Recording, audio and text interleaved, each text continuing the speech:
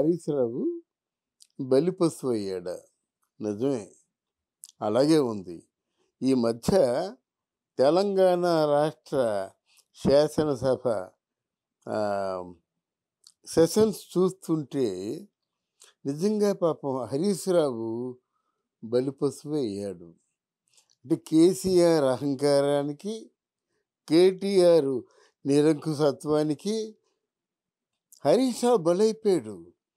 కవిత చేసినటువంటి పందికొక్కు చేష్టలకి హరీష్ రావే బలైపోయాడు.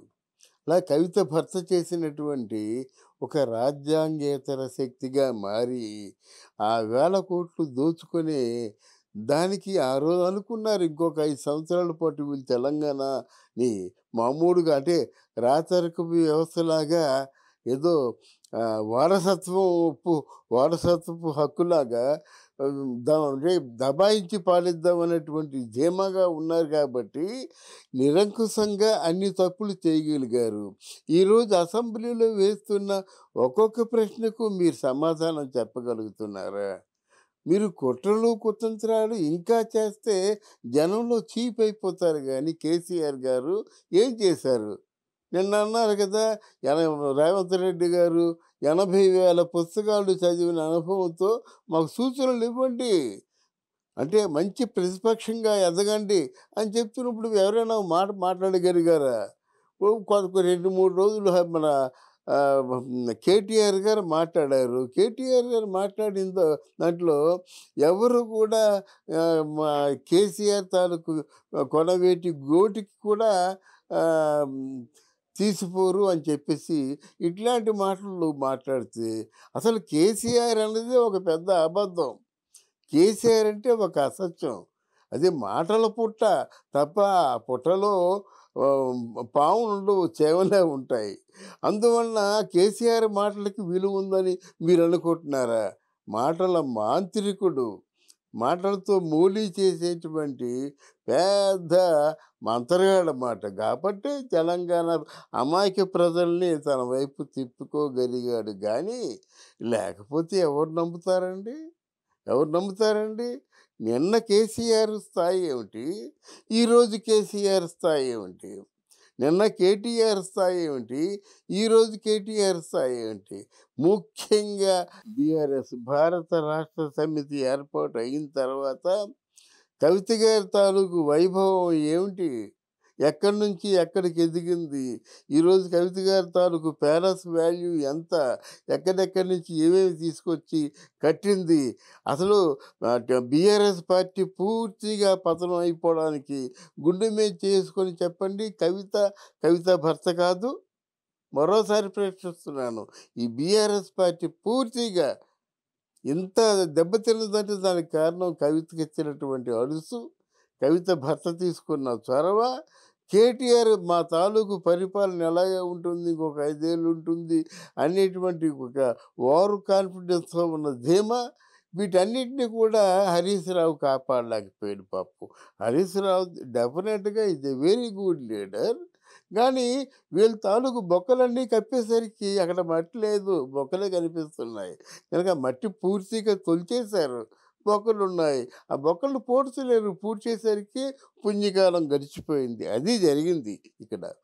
అందువలన ఇక్కడ కాళేశ్వరం డ్యామ్ గురించి కట్టినట్టయితే ఈయనేమంటాడు కేటీఆర్, అబ్బాయి ఇందులో ఏమి లేదని చిన్న చిన్న ప్యాచెస్ ఉన్నాయండి, ఆ ప్యాచెస్ చూసి వాళ్ళకి అనుభవం లేదని బాబు డ్యాముల్లో. అనుభవం లేకపోతే ఎక్స్పర్ట్ చెప్తారండి.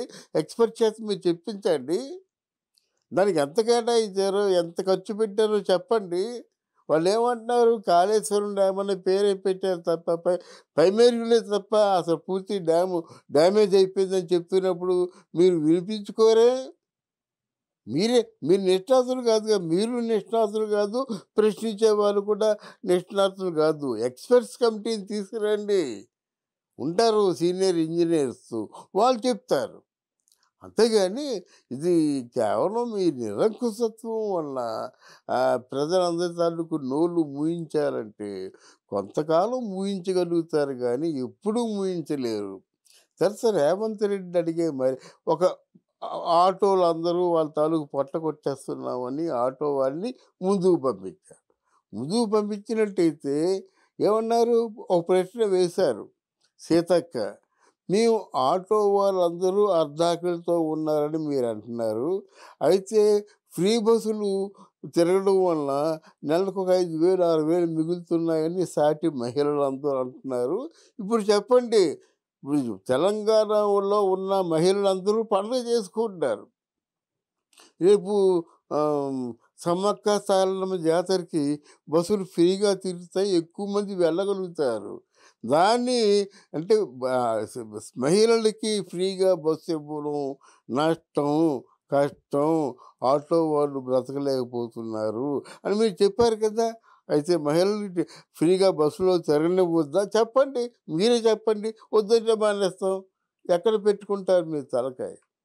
అందువలన ఇలాంటి మాటలు కాకుండా ఏదైనా కన్‌స్ట్రక్టివ్‌గా మాట్లాడితే బాగుంటుంది. నా దృష్టిలో ఇక ముందు కేసీఆర్ ఆహ్, అసెంబ్లీకి రాడనుకుంటున్నాను. ఎందుకంటే పూలమ్మిన చోట కట్టెలు అమ్మలేరు కదా! ఇక్కడ ఒక 10 సంవత్సరాల పాటు మీరే రాజు, మీరే మంత్రి, మీరే శాసనులు, ఏదైనా మీరే. అందువలన ఇప్పుడు ఆ స్థానంలో కూర్చున్న వ్యక్తులు వచ్చి మళ్ళీ మామూలుగా ప్రత్యర్థిగా అంటే మీకు ప్రతిపక్ష హోదాలో కూర్చోవడం అంటే కొంచెం కష్టంగానే ఉంటుంది. హరీష్ రావు అలాగని హరీష్ రావుని ప్రతి ప్రశ్నకి బలిపశువుని చేసినా కష్టంగానే ఉంటుంది.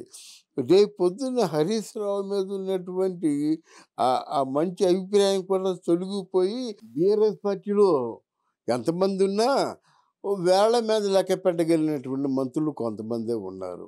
అంటే వాళ్ళు జాగ్రత్తగా పదవులు నిర్వహిస్తూ ప్రజాక్షేత్రంలో మంచి పేరు తెచ్చుకున్న మంత్రులు కొంతమందే ఉన్నారు. అందులో ఓ హరీష్ రావు గాని, ఈటెల రాజేందర్ బయటకొచ్చేసాడు.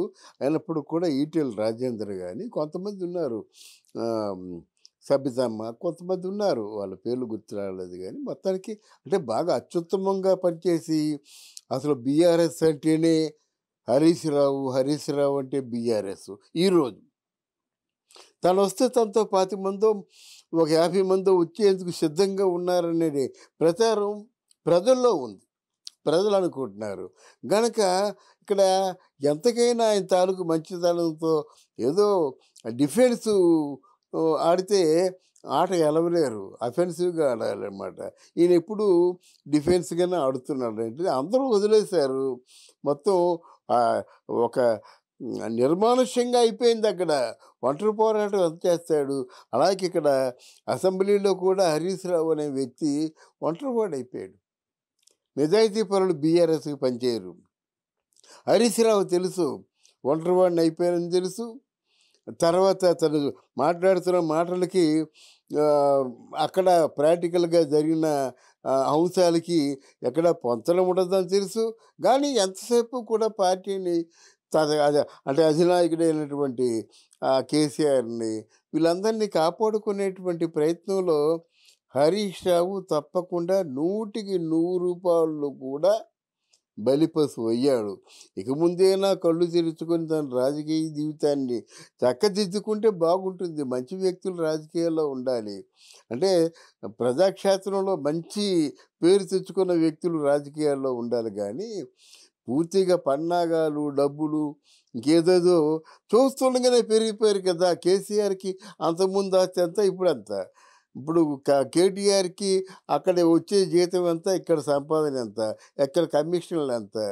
ఒక మామూలుగా ఒక మంచి గ్రేడ్ 1 ఆఫీసర్ ఏమో ఒక 1000,00,00,000 సంపాదించినట్టయితే ఆ ఆఫీసర్ చేత పనులు చేయించుకున్నవాడు ఎన్ని వందల కోట్లు, ఎన్ని వేల కోట్లు సంపాదించాలి? అసలు ఏ పదవి లేకుండా నువ్వే పదవి జాగృతిని సృష్టించుకున్నావు, బతుకమ్మను సృష్టించుకున్నావు, సమ్మక్క సారలమ్మను సృష్టించుకున్నావు, బతుకమ్మ చీరలను సృష్టించుకున్నావు. ఇవన్నీ గాక ఒక లిక్కర్ రాణిగా పేరు తెచ్చుకున్నావు. నీ వల్ల కాదు టీఆర్ఎస్ పాడైంది. నీ వల్ల కాదు కేసీఆర్ పతనం అయిపోయింది. వీళ్ళందరినీ వెనకేసుకొని రావడంలోను హరీష్ రావు డెఫినెట్‌గా బలిపశువుగా మిగిలిపోతాడని ఘంటాపథంగా చెప్పగలుగుతాను. Thank you.